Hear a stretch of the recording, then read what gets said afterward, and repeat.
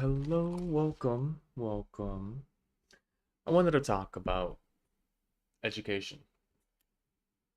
I have a bone to pick. A lot of bones, really. But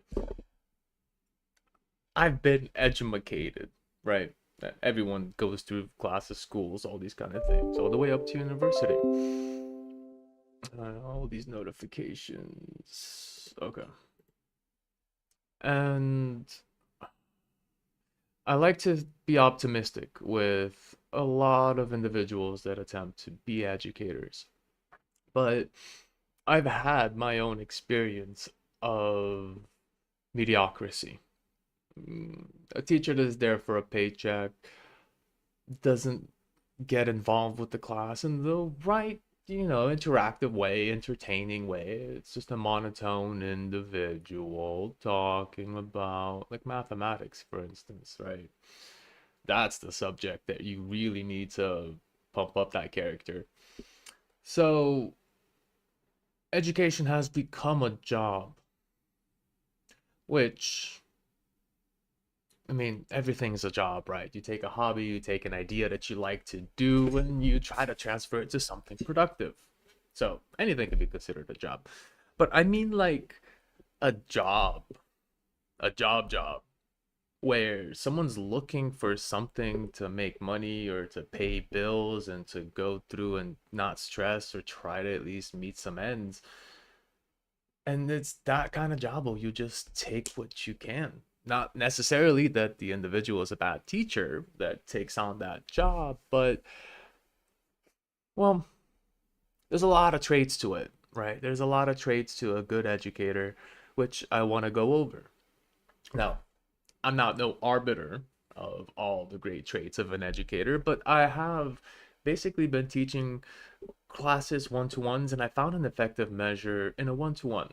That's really the most effective way to get information passed. Not 100%, but it's very efficient. And it's really difficult to do in a class setting. This is something that, computers, technology can try and help out, but then there's AI that is gonna kind of make everything fall apart on the other side of things.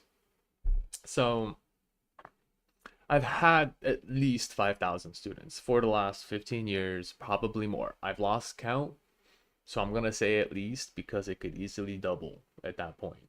Most of my students came from University of Central Florida as I was assisting in a math lab, being essentially a professor assistant, holding classes for groups, going into individual computers where students will raise a little flag and indicate they have a problem, and then we'll go talk about how to fix their comprehension of the information. And then, of course, going on a whiteboard and doing that little stingamabob where you're just writing up there and trying to make it look entertaining, make some nice pictures and all that. So I've had UCF, you've got, I think last time I checked, it was at least 80,000 students that go through that university. But before that, I was doing Valencia. And I found the difference of environment very comforting there. We had a spa called the spa, student preparatory assistant. I think it was something like that. You were a spa individual, you were a student preparatory assistant. It's a clever way, right? It's the spa. But it was really nice because students came to you with those issues they have. Now, of course, you'd have the ones that knew where and what they had an issue with, and we can work together and get those details out. But then there was the others that didn't study for the whole semester and then wanted to prepare for a test in the next 4 hours because the test is in 5 hours. Obviously, I can give you a percentage success rate based on those two types of students, but in the end, it was a totally different environment that helped me really fine tune um, how to approach individuals, how students learn, how human beings learn, right? And it all falls down to a couple of key factors. One is always passion. Do what you like to do, enjoy what you do, and what you are doing will essentially not be considered at least a job, right? In most cases, sometimes we do it so much and it gets a repetitive nature. But for me, I've always had that, like, inner filling joy when I see a student that's almost scared of the subject finally realize that piece that made him understand what was misunderstood. Now, I've had, 15-year-olds in high school. I've had 10 years old in elementary.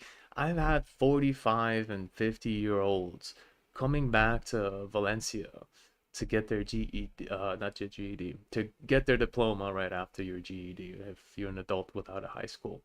Um, and they all have had that moment where I've seen adults cry, I've seen children cry, I've seen the most tough individuals look at you in surprise and feel a little soft because they just realized, how has this been in the way for so many years?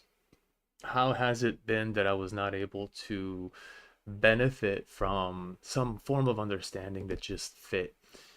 And this skill doesn't come naturally. This comes with experience. And this comes with a form of understanding, and not just understanding, a little bit of empathy, understanding what the student is trying to go through or where they're stumbling upon an idea that's holding them back. And that comes with having a bunch of students. So Valencia has essentially taught me how to understand individuals and their different methods of learning. And it all comes down to three keys, right?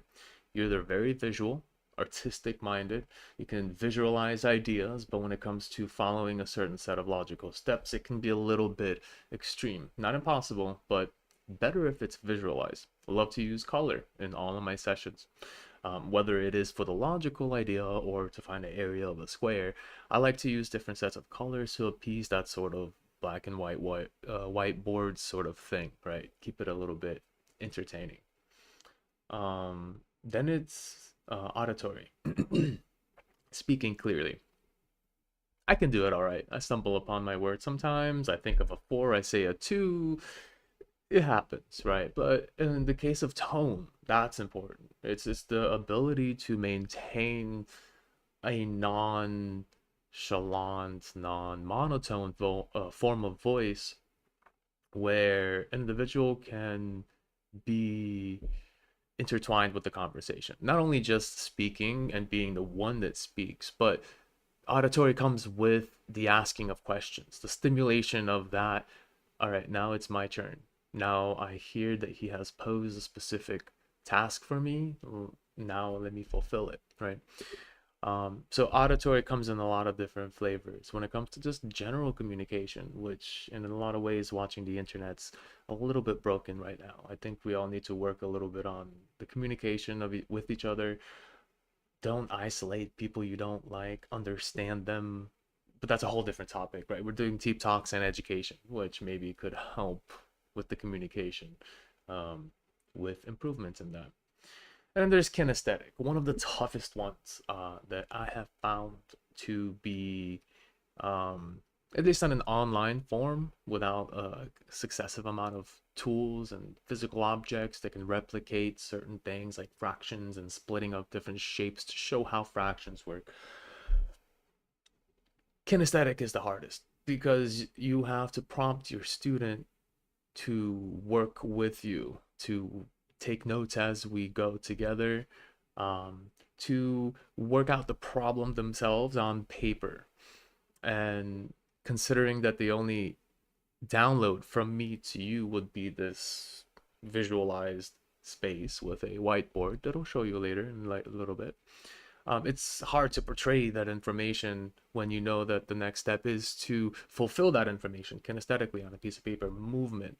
I always recommend students to have like an extreme jittery sort of composure, energy, to take like a fidget spinner, take Play-Doh, take something and just kind of let your body move. That's kind of the perk of being an energetic kinesthetic individual, is you want that physical stimulus which will help you with the rest of your senses. Preoccupying that in a non-distraction way, right, will help you pinpoint back into maybe your second or third strongest suit.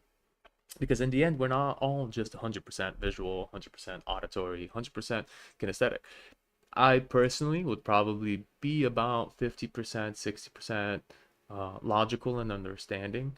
And then I'd probably give myself about a 20-30% on visual. And to finalize information, when I've ran through those first two, like I've seen other people do it, I've read about how it works and put the pieces together in my mind. Well, normally I read it first, then I see somebody do it. This is very common with programming languages. This is how I learn new languages and how I've developed basically my skill sets in JavaScript, Java, C++, Python, Lua. There's a lot of languages. I use PHP, MySQL. It forms in that structure. Read about what you need to understand. At least me. I'm talking about my own personal learning process, and it's good to know yours too. If you don't know yours, it's good to be familiar with how you work. And this is on an introspective level. This is something I can help as well. Through communication with our lives that I come on once in a while and do. I get kind of busy lately. I got a good amount of students on my plate, but I like to jump in once in a while on the live. I'm trying to find the best timing for the actual posts of these. Um, but for me, I like to read about it, understand the concept. I still don't know what I'm doing after, right? Then I watch somebody fulfill those concepts, and then I approach and attack with my own programming and coding. And normally repeating that cycle with new ideas. And, if I'm working on functions, that's what I'll begin with that and understanding those, and then moving forward and forward with each concept in that cycle. That's just my optimum way of learning. So everyone's really spread out based on these three key configurations. I'd say the least common is auditory. It's hard to identify because it's hard to identify whether it's the person not so receiving the information through audible forms, or it's the person speaking not being interesting to communicate with. So it's kind of hard to figure out the auditory case scenario. Um, but those are the three main figures that a educator needs to know when approaching. This is why a one-to-one um, teaching process is much more customized. We can approach, especially when we have a couple of sessions, I can understand how you work. And then from there, I can build that sort of pattern for you and hope that you'll see that pattern and also apply it to your own studies when we're out of session. So that's a very important factor, is finding your own pattern of which one of those three comes first, second, and third, and repeating that pattern consistently. Um, the last case, or the second case, I suppose, which I had in my head, but all of a sudden it's kind of gone. It's well, I guess the social aspect. I think it was the social aspect. I didn't write this stuff down. I'm very improvising. I'm an improvisational person. I improvise a lot.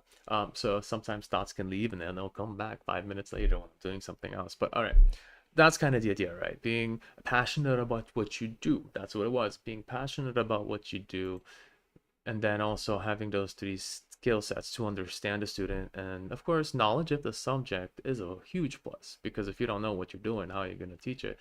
um in fact, it's a level of knowledge where it's more than just applying it, but you see it from different perspective. That's where it becomes a really powerful way to show different types of students different ways to approach a problem, and then they pick the one they like, especially in mathematics, because we know that in math you can basically do a problem in like 5, 6, 10 different ways, and you will fulfill one of those steps as a student, whichever one's more familiar or comfortable, or maybe you find a new way. But in the end, the product, the end result is going to be the same. So in the end, that's kind of the key, right? The pieces to understanding the student, and then understanding the content in different ways that you can present it specific to students. And what I normally do is go through one. If they don't get it, I ask the question. Socratic questioning, that's another key there. Actually, I think that's the one that I was thinking about, probably. So Socratic questioning, asking about the details, understanding what they do understand from what you just said or try to explain, and what was completely lost in the matter. So then you go to the next step and present it in a different similar fashion, or in a different method, whether it's more visual, more structured, or let them do it as they follow along with your process. Sometimes that repetition can help, but it's still stimulating one of those three: visual, auditory, kinesthetic. So I love education. I really do. It makes me feel happy inside. It's one of the jobs I've had in the past that actually gives me fulfillment. Just the peace of mind that, as a human being, you want to, and this is the worst part of humanity, right? You want to be written in the history books. You want your name and imprint somewhere, or you do some crazy things to be known throughout history. Human beings have that sort of like continuous existence after death. For me, it's the fact that I have helped, I've affected, and I've improved somebody's life that will essentially give um like a new hope to a person, a new perspective. And especially when I see those like, no way, I get it, or like, like all of those moments really start to play a big factor. Like, yeah, we're ready, good, good, let's go to the next one, let's keep going, let's keep the ball rolling. um so that's one of the things I really like about education, and no other job I've had will change that. I love technology too, but technology is a tool. It doesn't, it's the social aspect of education, right? We're human beings, we like to socially communicate, and it's a continuous concept that's starting to lack from life, which is a concern for me. On a different deep level talk, it's just we need to start communicating, understanding each other a little better. Hey, Aqua, ¿qué pasó, señor? Welcome in, welcome in. Here, let me throw you up. What up? Um, so I love to educate. I love to teach. Presents or put up the hand. Eek. Um, I love to just do that. I've worked at Apple, I've worked at Microsoft in the retail space. I've fixed computers, I've sold computers. I've realized how the retail space is super sales, and sales is also like super communicative in a factor. It's actually skill sets that I do take with me, and it's body language. Apple taught me a lot about body language and how our movements and our eyesight and moving around, and maybe our shoulders are down and we're stubborn, or we're like this and we're feeling a little afraid. So all of those body language factors tend to play a really good kind of key for me to understand how a student's feeling at a time, which is now like extra little details that can help a teacher understand. Maybe you just said something and the student got a little uncomfortable or shook a little. Maybe you can rephrase that in a better way or in a different way. So those are the things that, in the psychological sense of things. So in retrospect, I do quite enjoy what I do. I have been doing it a lot more. I'm sorry, Aqua. We can't play StarCraft 2 today. I'm actually a little bit of space. I can do a couple of games in StarCraft 2. But I've been swamped. I've been swamped every day, about 6 students a day. Fair. This was a section of this idea that I was wanting to talk about, yeah.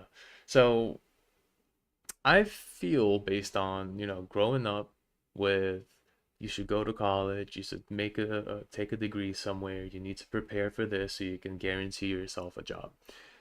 I kind of flew in, or had a flow with computers. I took apart stuff and I saw how they worked on the inside. I got into Linux back when I was like 14, 15. You can look up the old videos I have way back in the day, about how Ubuntu looks and works and how to manage it. So I was really into computers. I was like, all right, I like this a lot. And I decided to do computer science, right?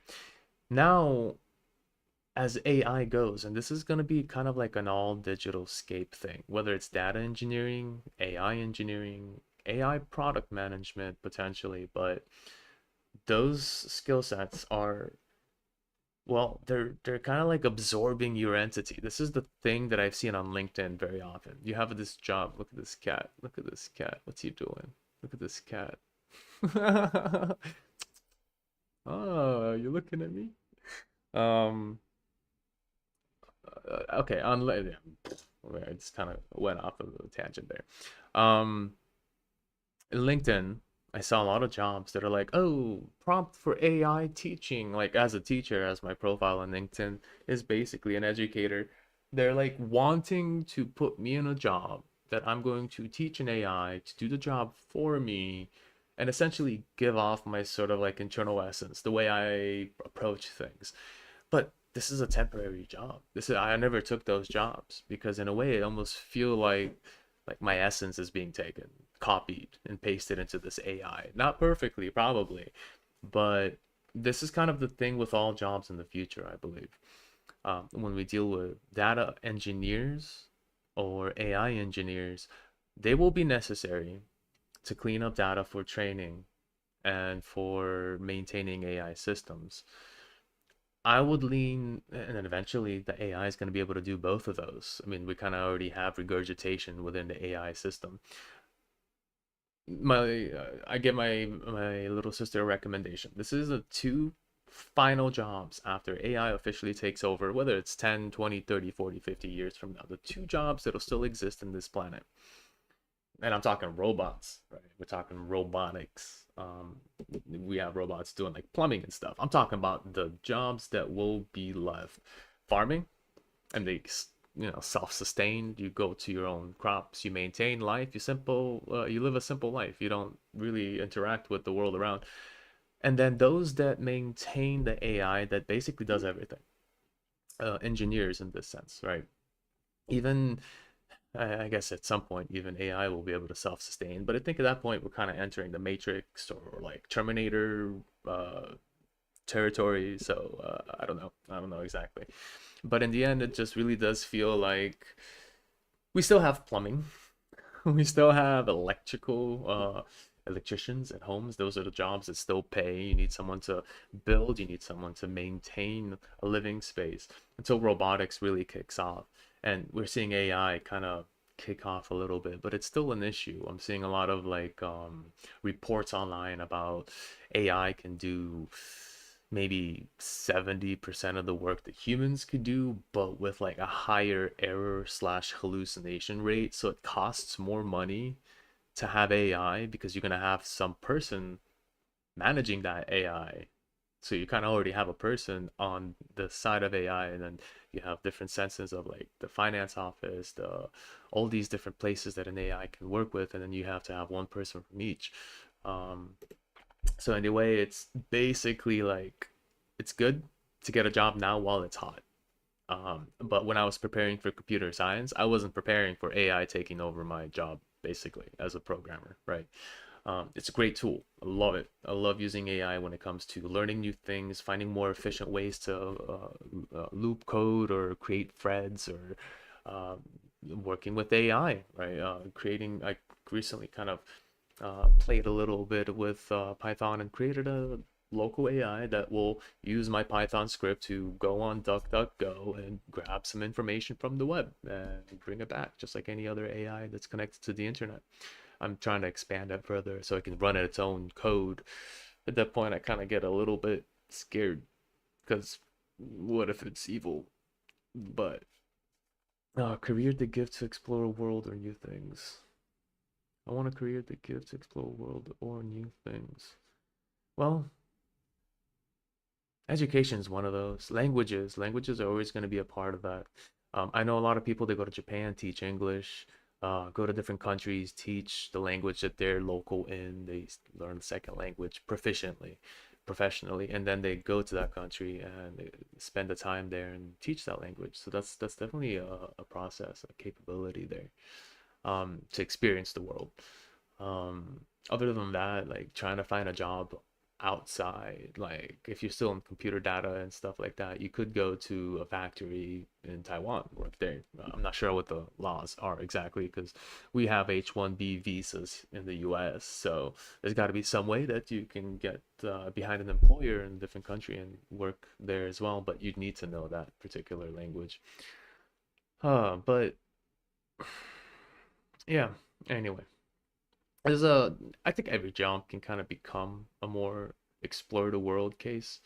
As long as, you know two languages. The real key here to expand any job beyond the two sides is to know multiple languages. So you can adapt what you know to a whole different location.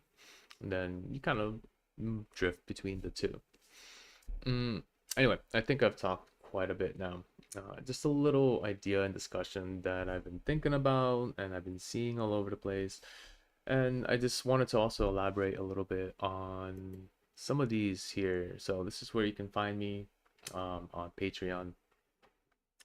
If you need any assistance, This is where I hate advertising. I'm not an ad guy, but basically I want to help. I want to build a community of like, individuals interested in learning all kinds of things, and it's not just actually having to pay for anything. You can literally just join for free.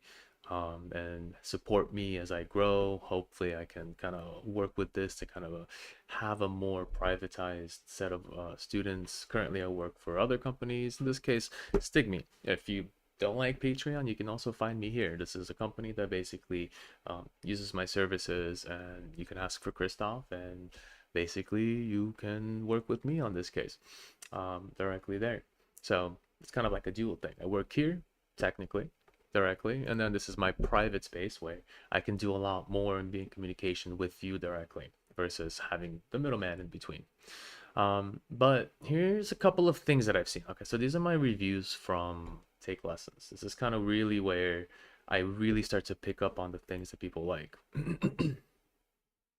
Consistency is key, even if it's small parts in a moment. So let me put that back up. I didn't actually have chat in here real quick. Hold on. The question is, what do I think about consistency? And that's key. Whether you're working out, whether you are, where is my thing? Hold on, why isn't that over there? Hold on. Do, do, do, and paste it. Where's my paste? What do you mean? I just made this. Compute? Oh, there it is. Oh, what? Okay, there we go. Bam. Okay, there we go. Transferred you over here. What do I think about consistency and achieving something? Whether it's you working out, whether it's you are trying to learn something, consistency is key in the way that it's not how much time you put into it. Of course it is. It's not just how much you put in one day and then let it go for a couple of weeks, though. It's better to do something every day, whether it's 5 minutes, 10 minutes, 15. Here's the reasons. One, you gain a benefit from it on a daily compound interest process. This is kind of like statistics and finance now, right? The compound interest of your learning goes on a consistent day by day basis. You're also working with your capacity. Maybe you have 15 minutes, maybe you have 30 minutes in your time of day. Maybe I know a lot of students in mathematics, we can go through 30 minutes of problems, and on the 35 minute they kind of burn out. And no matter what I kind of ask and what I kind of do to try and let's get this going, entertain them and everything, I can just see in their face they're just like done. So there's a capacity to an individual, but when you make this a consistent process, you build that capacity over time. Whether you're doing mathematics, whether you're lifting weights at a gym, whether you're jogging consistently. And this is on a day-by-day basis. So find a slot of time, repeat, repeat, repeat. Doing it over and over on a daily basis, even for 5, 10, 15 minutes. This is actually what I used to do with speed reading, all those apps that basically I have like this secondary website for. I used to basically use all these brain training apps, and eventually they became super paid. And then I decided to make my own versions. So when I used to do these brain training apps, whether it's word match, word memory, letter jumble, all these kind of just keeping your brain active. It used to be just at a 5 minute, 10 minute a day situation. But over time, I gained more capacity. I went from reading 150 words per minute to 200, and then to 250, and then 300. And then I went into the speed reading aspect where now I'm kind of using mental processes like looking for like the reading speed, flash scramble, like one of these games, right? This is crop, Perry. Well, oh no, it wasn't Perry. Oh, then you're doing these exercises on a specific basis because in the end, it's essentially like lifting weights. You want to repeat something to the max capacity. Try to go a little bit over if you can. Drink plenty of water because the brain does also process a lot of liquids. So doing it over and over helps you increase the amount you can do something. And I think that's specifically the key for consistency over time. Cool. Yeah, that's kind of what I wanted to talk about. But I do have these little apps that basically are for different things, for mathematics, reading speed, reading memory, reading vision span. This is the kind of stuff I used to play on apps on the phone before they got like destroyed with a bunch of ads and buy this for extra this and that. Eventually, I was just like, these are just techniques that have existed for so long. Someone decided to basically profit from it. So these exist. Great for playing around with. Definitely recommend play around a little bit with those. But consistency, and whether it's just training your brain to a specific direction, have a goal. Do you want to read more? Do you want to calculate more? Do you want to troubleshoot better? Are you trying to get cardio? Are you trying to run and get a better lung span? Whatever your goal is, focus on that particular exercise that'll help you in that direction. And do it every day, 5, 10, 15 minutes, 30 minutes, however much you have to dedicate. That's the key there. Anyway, I wanted to go over because the comments from a lot of my students really give off like these are comments from Take Lessons before Take Lessons was bought off by Microsoft. And I was like super happy, like, oh wow, cool, we're growing. This little company Take Lessons is bought off of Microsoft. We're getting there. Started from the bottom, now we're here. And then a year and a half later, they shut down the whole server. And I've been working there and building my profile up for 10 years. And Microsoft's like, nope, AI is coming in 2 years and you're a competitor. They didn't say that, but I'm assuming that's the consistency here. They figured AI would replace us tutors, and I'm starting to see a lot more students come to the tutoring space because AI is preventing the student from learning. And they're just prompting their answer, copying and pasting it. And I've had a couple of students that have depended on an AI to help them understand. The problem with that is, even if you're hopeful and you want to get help from the AI, you're still kind of stuck behind convenience. The brain doesn't work on convenience. If something is just given to you right away on like a golden platter, you're gonna skim it, you're gonna look at it, and be like, all right, cool, that's how it works. Then you're gonna copy it and go forward. Until or unless you apply those three aspects, a visual, right? Take a screenshot or rewrite it down or have some sort of transfer of information from the AI. Auditory, convert it to text to speech and listen to that same text. Every student's different, so some will gain more information from listening to something than from reading it, and be a little bit more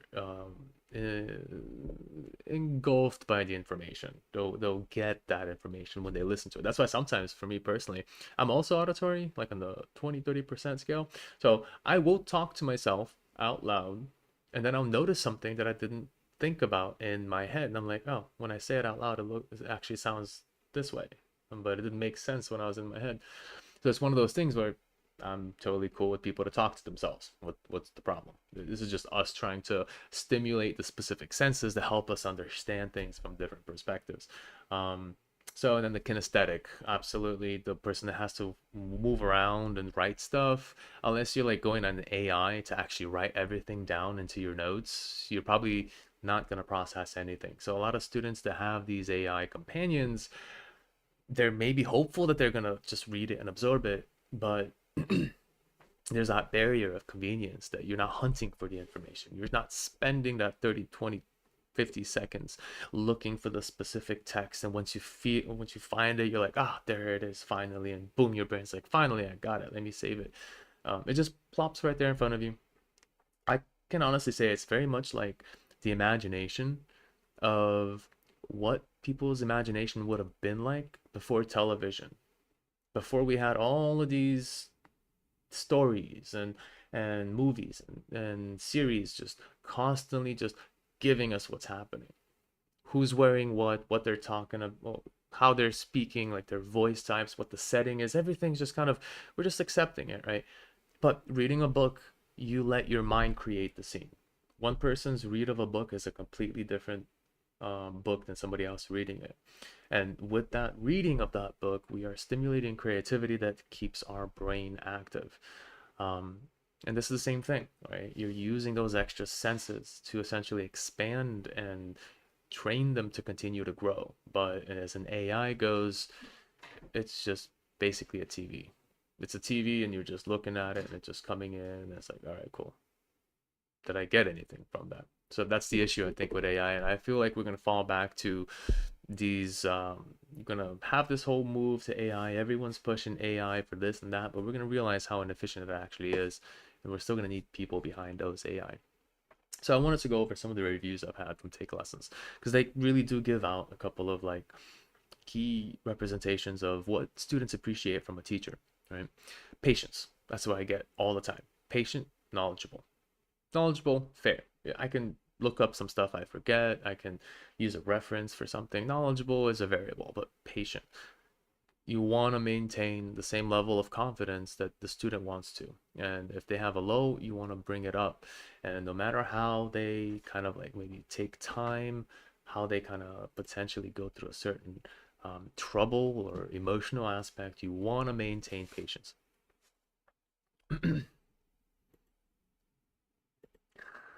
Like it would reduce concentration span. I blame TikTok for concentration span, to be honest. TikTok is really like burning people's brains out.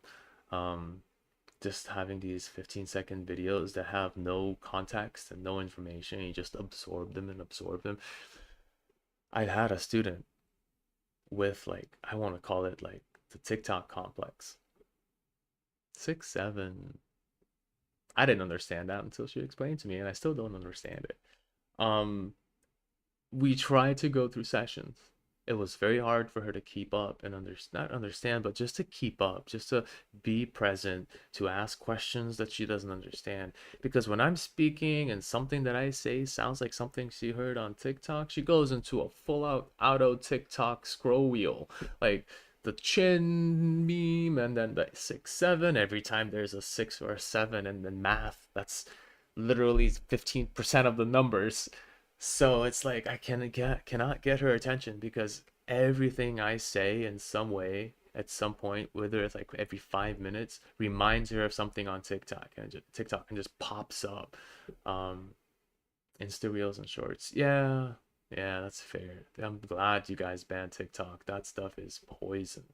I respect India for that because that really does mess with people's brains, and I've seen it firsthand. The jawline, just and then the Italian what is it, garbage, the Italian slop, brain rot, Italian brain rot. Oh my god, if there wasn't a session where she didn't, in the middle of our session, 30 minutes into an hour, she just starts singing that Italian brain rot. I just That's the attention span, right? That's the problem. We're conditioning kids to have these super short attention spans, and at some point, I can't imagine it going lower than 15 seconds for like a TikTok. Can you go to 5 seconds? Are we all just gonna sit in the chair and then have these like huge eye goggles come up and just flashing images because we can't keep track, and then just like, oh my god, Mamacino Papalino, don't do this to me. Oh gosh. Anyway, it's TikTok. It's a lot. So there are certain concepts that really have played a huge part, and the detriment, I think, of a lot of things: communication, social interactions, attention span, keeping focus on something. You'd have to, if you're in the new generations and you're growing up and you're like 15, going to be 16, 17, 18, and you realize that you're in a part of this like kind of brain hypnotized form where you can't pay attention to like the anything further than 15 seconds because that's what you did when you were little. You really have to like, you're starting from like a super skinny kid trying to start making or lifting weights, like a super skinny guy trying to go lift weights.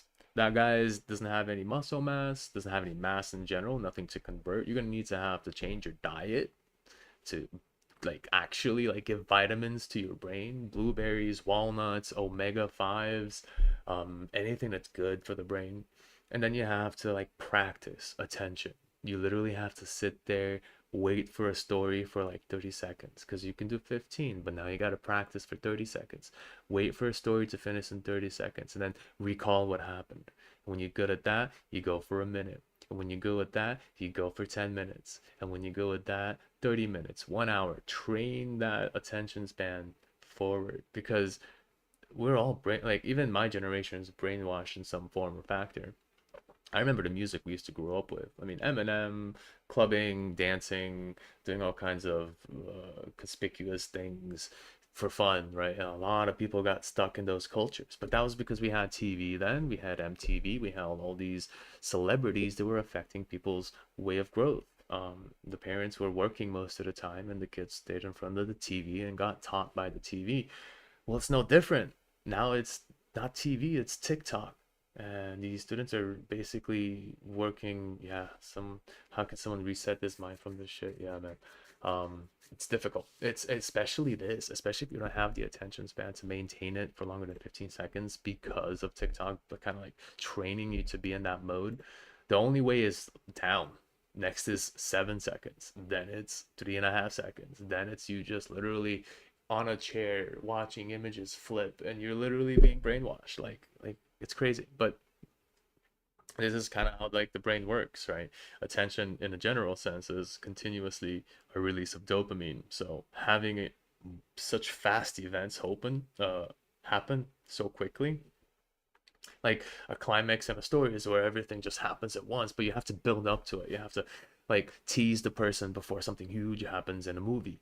You can't just constantly have shit happening here and there and there. Maybe that's how the movies are going to be in the future. Every 15 seconds something explodes. I don't know.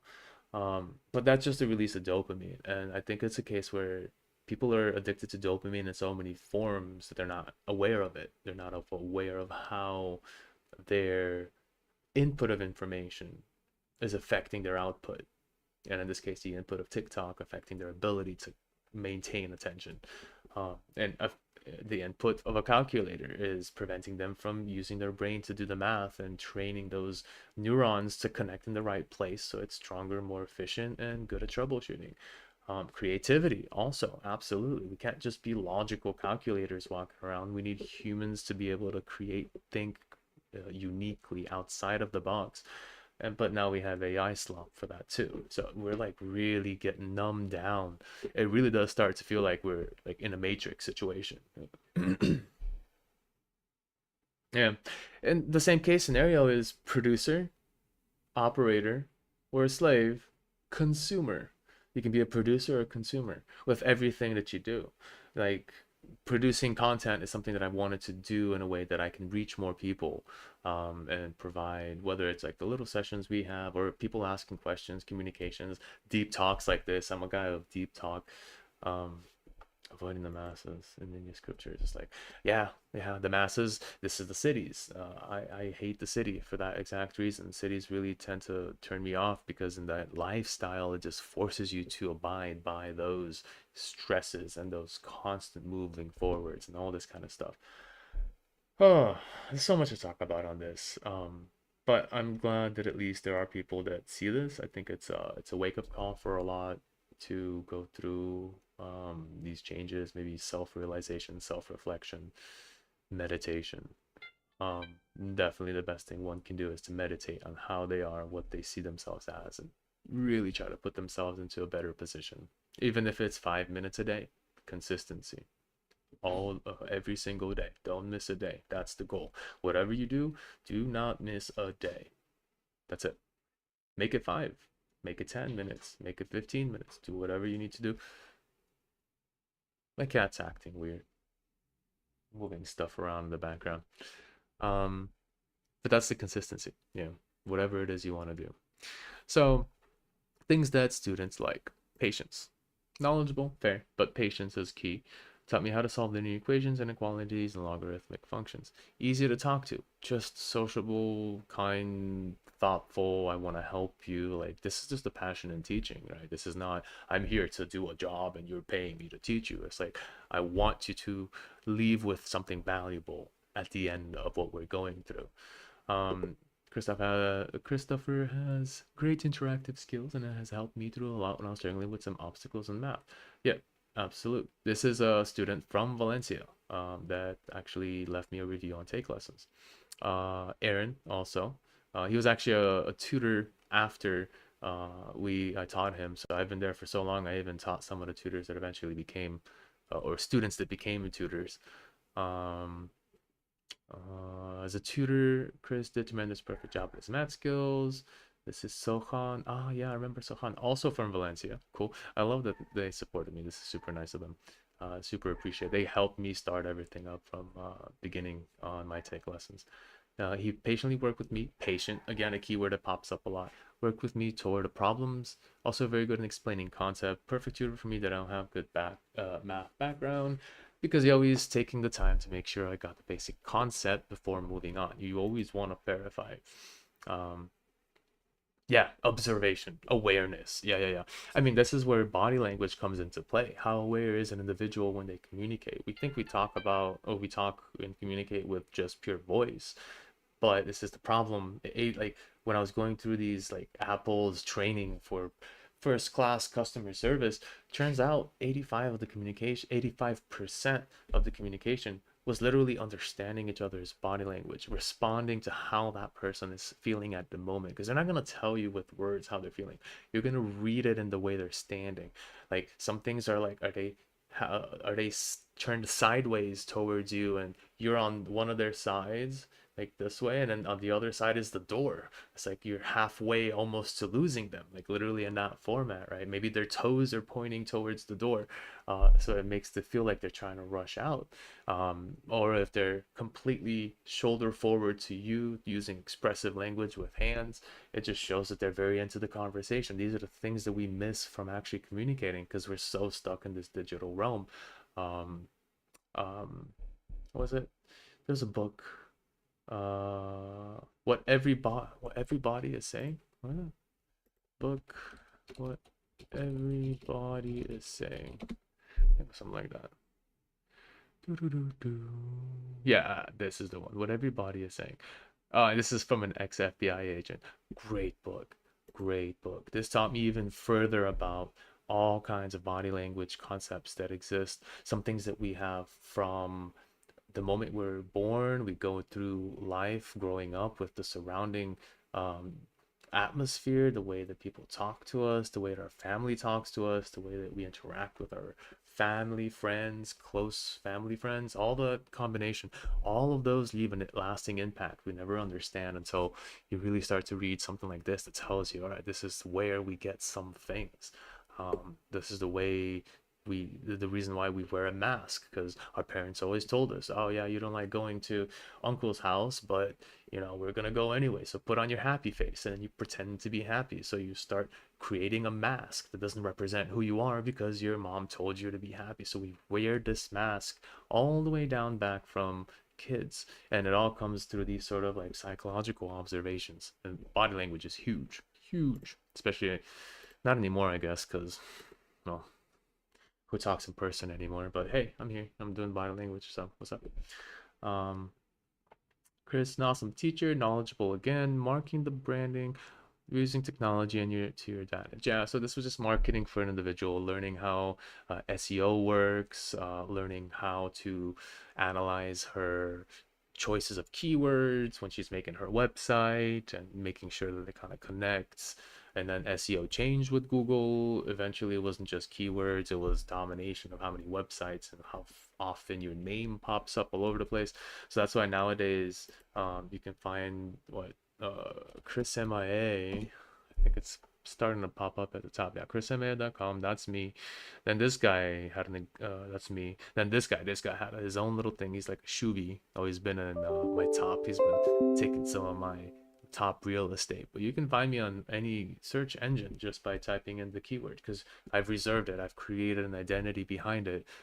From a website to smaller pieces like Patreon, YouTube, all of these keywords start to play a part to the overall. So that's it. I mean, that's basically the session we had there, is understanding how you can market yourself online. Sohan, I can recommend him as the best tutor ever. Oh, that's sweet. Very good tutor. I met Chris in Valencia math. Rolando, true center, and he helped me throughout all my Valencia years. Math is my subject. He helped me get to all my classes. Yeah, remember him. He was a struggler, but we got him through, man. Uh, Abraham, guys, this instructor is very good. The fact that I accomplished 95% of what I set out to do in a very short amount of time is a testament. He was intelligent from the beginning. He just needed to put the pieces together. We were building an API for a maps feature. That he got kind of stumbled upon certain communications on the network side, but he knew how to basically program like the interface and how it works. But he just needed to kind of work on the networking end of it and how to connect the API together and sending certain parts of the information or reading the API information, all that kind of stuff. That's still a computer talk there. Um, Christopher helped me with some programming questions I was really struggling with. I felt comfortable about asking anything he had. Comfortable, comfort, always, always, always, always comfort, patience, comfort. They're almost interchangeable. Patience gives comfort. Comfort provides more patience. As soon as one person just starts to like react or just get emotional, then boom, like the chain is broken. And you know, if you show annoyance at something, they're gonna notice, and then they're gonna start acting different, and you're gonna notice it. Yeah, it's like so. Patience and comfort is the key here. I work together with Christopher at Valencia. Gina, he is a great tutor and a great person. Till today, we still have people request him for various subjects like mathematics, computer programming, calculus. Whenever I get stuck, he always help me. Super. Yeah, I remember Gina too. I'm surprised this was what 2018. I worked at Valencia last 2013, 2014 before I started. No, no, it was kind of well. I had two sessions. I had graduated 2010 Valencia. Then I started working there to 2012. Then I started working at Microsoft and Apple for like 2 years. 2014. Then I came back and I dual work. I worked two jobs between Valencia and UCF. So yeah, that's about eventually. Yeah, I think maybe 2 years after I stopped working there, they were still looking for me. Hopefully they're I feel good. I feel good about that. But probably the people that are there don't even know who I am anymore. Chris has natural teaching talent. He is teaching JavaScript and general computer science to my 8-year-old and 10-year-olds. Yeah, I remember them. At the beginning, I was concerned with Java stuff. Sounds boring. We created little games in JavaScript, and this is why I personalize it. A kid can learn programming. How do you make it entertaining for the kid? You make it fun. Let's learn how to make a game. Super basic, nothing too complex. You teach them the pieces and then you put the pieces together like Legos, right? That's what we did here. We made a snake game. Now, I think we started with like a random ball generator, like a black ball with the thing that pops up like a yes, no, or maybe. And then we went into what did we do? Like a calculator, a simple calculator to add stuff so they can see how an interface works. But each one applied different things, variables, loops, and how to repeat a program, all those kind of things, all straight up in JavaScript. So these are 8 and 10-year-old. But in fact, kids cannot wait until the next lecture. They're already demonstrating their programming projects in school and testing on Grandpa. Sorry, Grandpa. Um, I wouldn't have survived math class without him for sure. I know Jessica. Um, Excellent tutor, very chill. I have been helped for several years by Chris, super knowledgeable and he easily adjusts to the help. You'll understand his math in more than one way. Okay, that's the one. Very chill, again, comfort, patience. I have been helped for several years. Super knowledgeable, fair, that's an understanding, but even if you're not, you can always gain that knowledge or have a reference with you. But being able to decrypt that information into easier to understand. Help you understand math in more than one way. That's the key. Visual, auditory, kinesthetic.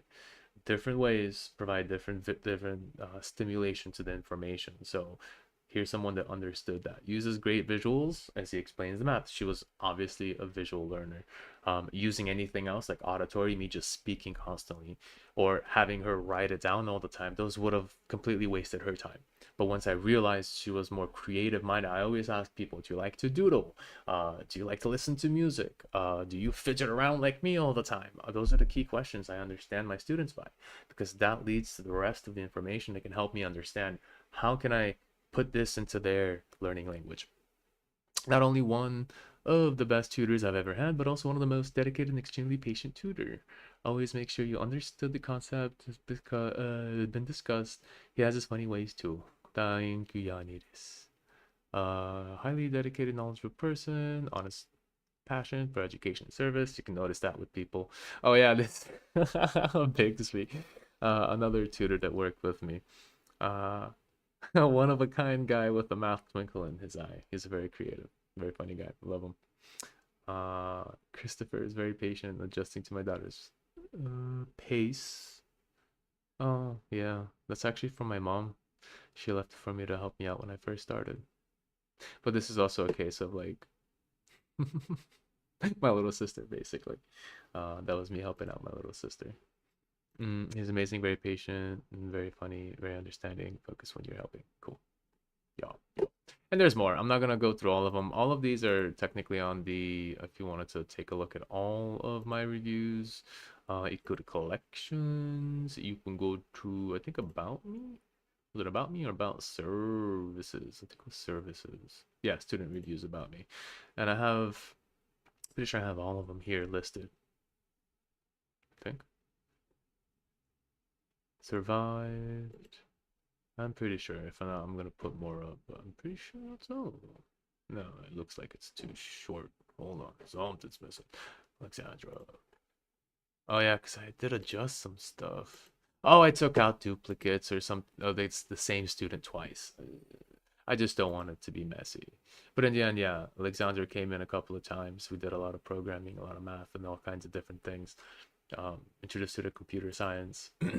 So I do have kind of duplicates or like single sentenced ones. These are, I guess, the high quality ones that I picked out. Where'd it go? Yeah, that have details about our sessions together. Although I should probably put the rest of them up just in case somewhere.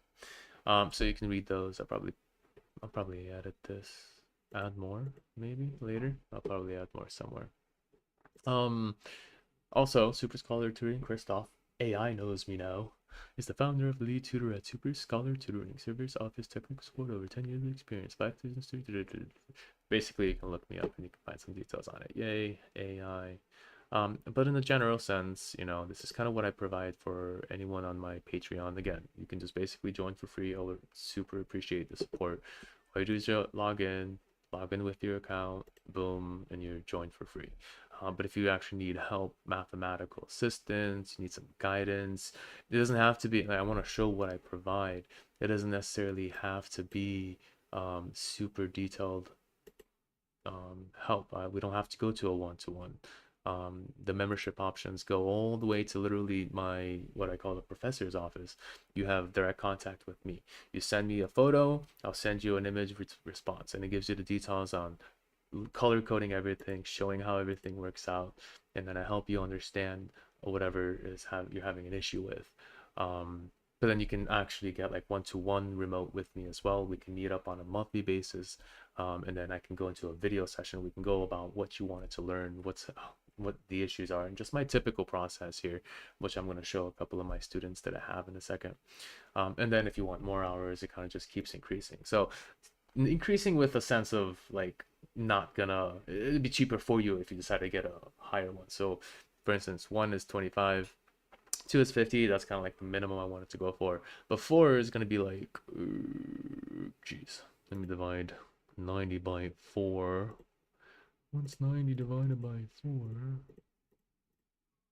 Wait, hold on. 22.5.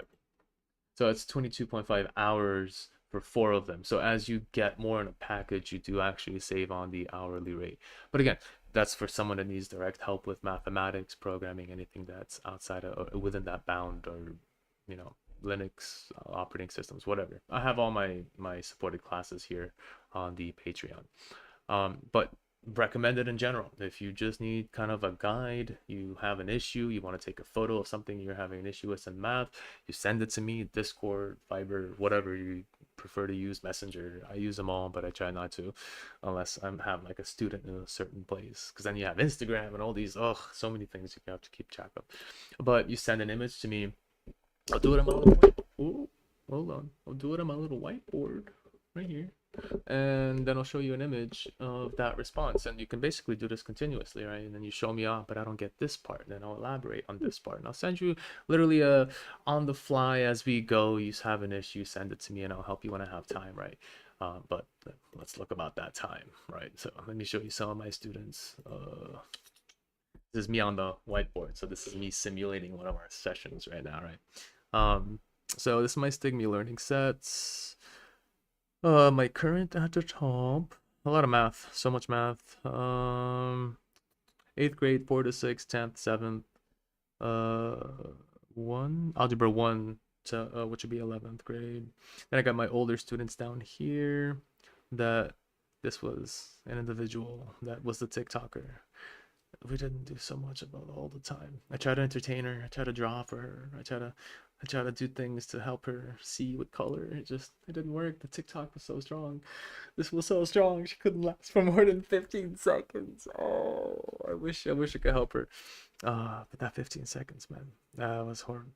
Um, and SAT help, a lot of SAT help. Dick Pups in geometry, algebra 2. So currently lately, I've been doing a lot of students within the high school area.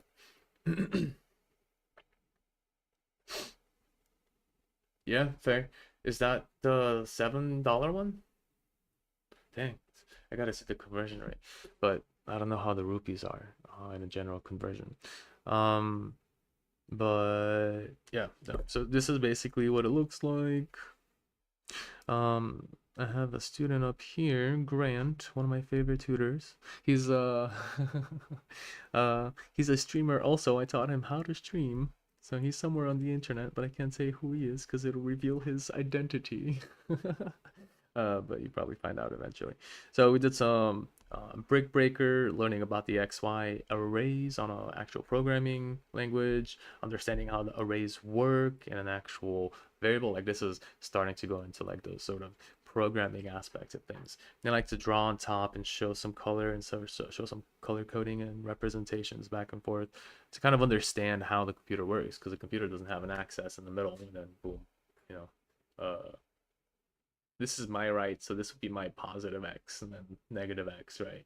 And positive y, negative y. It would be way more like top side is the 0, and then this way is positive x, and then down is positive y. It's just the way the computer works. It's the reason for like all the screens have this sort of like scanning from left to right. So basically it presents information on an image to the graphics card, and that sort of scan from left to right. So that's why it kind of starts at 0, 0 in the top left. Anyway, I'm not teaching you guys about this, but hey, now you get some extra stuff. But then before that, private tutoring. I can't remember if this is just general or from take lessons, because I've got them. Then there's tutoring archive, lesson face. No, yeah, I guess I moved them all over together. I try to organize them in some way or another. Is Alexandria? What were we doing here? Oh, we were sorting data. That was fun. Data trees. Being able to understand how old X, old Y gets swapped in order to make a specific adjustment to your array so you can organize. Oh, we did some networking, understanding routers, how they work on the internet. By the way, this is the gateway. This is what router, internet. Well, I guess I don't have cloud in here, but I hate how, wow, we went through a lot of detail. I hate how they call it the cloud, because it's not a cloud. It's literally somebody else's computer, guys. This cloud drive and cloud storage is just a nice, cute way of saying, hey, your files are on my computer now, or someone else's server somewhere that can get hacked all the time. I hate that. I hate that so much. It's one of those things that I absolutely like. It just, you don't have to rename server. You just renaming it to cloud just makes it seem like, are you trying to hide the fact that it's another person's computer? Yada yada. Input, pseudocode, parse, multitask, a lot of different ways I like to present information. What do we do here? GUI, mechanics. Oh yes, this was all the programming ones. Oh yeah, I was going to like organize all these. Matthew. Yo, flashbacks to Matthew. Uh he's the one that like I started tutoring with. He was from London. And I'm trying to read also. My only issue is I just forgot things or can observe things truly, and I cannot explain something to someone like you, and I think they're both are linked. My only issue is I just forget things or can observe things truly, and I cannot explain something to someone IQ. Well, the case is then to find where, like, to go through the explanation of what you can recognize and what you can't, because there's gonna be a step by step, break it down into pieces. And then as soon as you're like, I get this part, but now I can't explain to you this one little part, and then I should be able to like understand where you were on the first and be like, oh, okay, this is where you got caught up, and then we continue to go in that direction to, and then I basically try and show you it one way. Doesn't make sense. I'll show you a different way, still doesn't make sense. I'll show you a third way until it finally clicks, right? And it'll start from like high level explanation. If you don't get it, medium level. Don't let it get it, low level. And then one of my tutors said, or tutors, one of my students said that if he can teach me math, he can teach a monkey math. And then I guess other low is like monkey. Like at some point we get to like a super basic explanation, piece by piece, trying to make those components fit. But if you can't quite explain something you don't know, which is the hardest part, right? How do you learn or explain something you don't know? That's where you try to recollect everything you do know about it until that moment it stops you. It's like, wait a minute, this is the point I can't explain.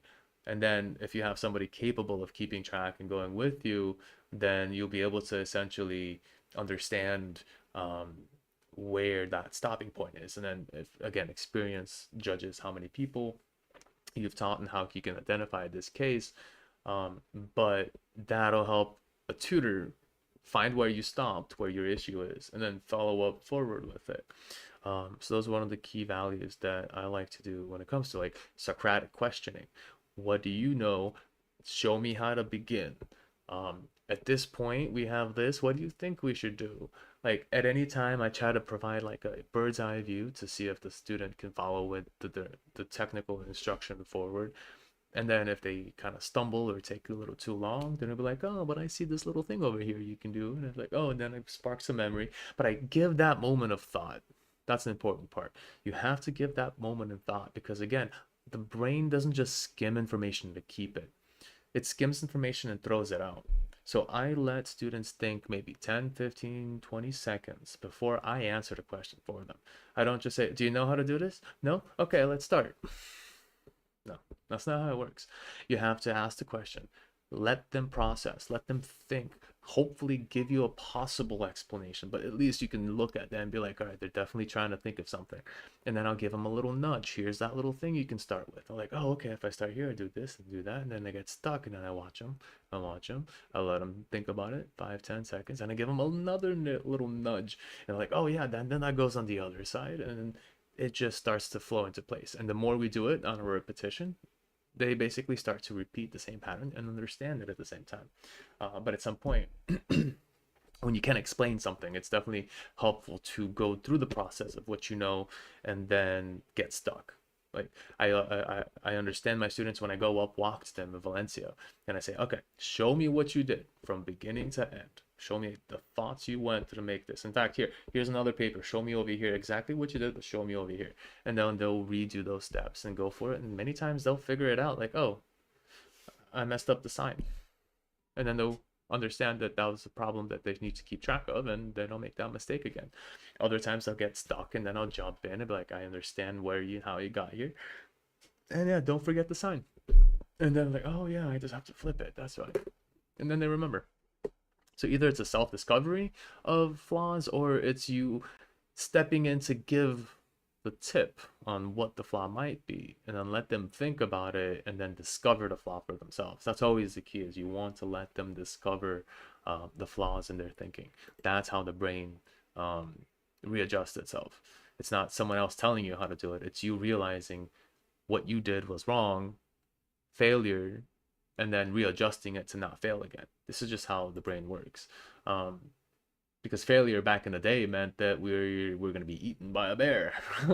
We're going to be destroyed by a shark if we're in the wrong waters, or piranha, right? Failure doesn't cost us as much anymore. So we take it a lot harder when we do fail. We shouldn't take a negative. We shouldn't take an L for failure. We should turn that failure into, I won't do that again now that I understand how it's done. And I remember it. You know, put that's the key. It takes a failure to remember the success. If you fail without thinking about why you failed and how you failed, your successes will never manifest. Fair enough, bud. Thanks for joining. I'm basically almost done too, but yeah, kind of finished up with most of this. Oh, but yeah, good talks, good talks. But if you do get on StarCraft 2, I'm down to play later. Oh, are you in my Discord? You should join my Discord, then you can have communication with me. I think you're in my Discord. You should message me on Discord. Come back stronger, bro. Keep them brain muscles um working. Keep them working. Anyway, that's it, man. I like to converse. I like to step in once in a while, have a chit chat with my crews. Aqua God in the house. And then he's out doing his own thing. And I'm probably gonna start doing my own thing because I gotta prepare for a couple of things myself. It's been stressful lately. It's been very, very stressful lately. So that's why I haven't been really making many videos. I'm under my own pressures of life right now. Uh, but show your support, like the video if you like this conversation, if this helped you understand a little bit about methods and techniques in learning. Show me support, like, subscribe, join my Patreon just for free, just to basically support me on there as well. You don't have to buy anything from me. If you need some help, for sure, I'll help you. I'll absolutely do all I can to help you. But I would appreciate any support you guys have. I've just been out of it, man. I've been out of it. It's chaos out there. Semester exam. Oof. Fair, fair. Yeah, lock in, Aqua. That semester exam's not gonna do itself. Get them A's, get them A's. Anyway, that's it, man. Thanks for joining. Appreciate you. I'll be back once in a while. Join my Discord. You can get link on this on the Patreon as well. When you do become a free member, you can join my Discord. You get a link in the invite and everything there too. So you'll be able to join me in Discord, chit chat with me, maybe play games together when I have free time. And I mean, ask questions too if I'm free and I'm chilling. So, deuces. Appreciate you. Bye.